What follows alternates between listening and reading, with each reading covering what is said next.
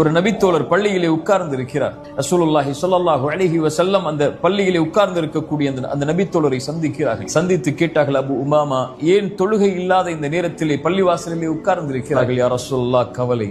யா ரசூலல்லாஹ், கடன் மிகைத்திருக்கிறது. என்ன? அபு உமாமா, இந்த வார்த்தையை எல்லா தொழுகைக்கு பிறகும் சொல், எல்லா நேரங்களிலும் சொல். அல்லாஹும்ம இன்னி அஊது பிக, யா அல்லாஹ், பாதுகாப்பை தேடுகிறேன், மினல் ஹம்மி வல் ஹஸன், துக்கத்திலிருந்தும் கவலைகளிலிருந்தும், வ அஊது பிக மினல் அஜ்ஸி வல் கஸல், யா அல்லாஹ், சோம்பேறித்தனத்திலிருந்தும் ஏழாமையிலிருந்தும் என்னை பாதுகாத்துக் கொள். வ அஊது பிக மினல் ஜுப்னி வல் புഖல், யா அல்லாஹ், கஞ்சத்தனத்திலிருந்தும், யா அல்லாஹ், கோழைத்தனத்திலிருந்தும், வ அஊது பிக மின் கலபத்தி தைனி வ கஹ்ரி ரிஜால், யா அல்லாஹ், கடனிலிருந்தும் அதன் காரணமாக மக்கள் என்னை மிகைப்பதிலிருந்தும் என்னை பாதுகாத்துக் கொள் என்று அல்லாஹ்விடத்திலே கேள் அபு உமாமா, அல்லாஹ் நீக்குவான்.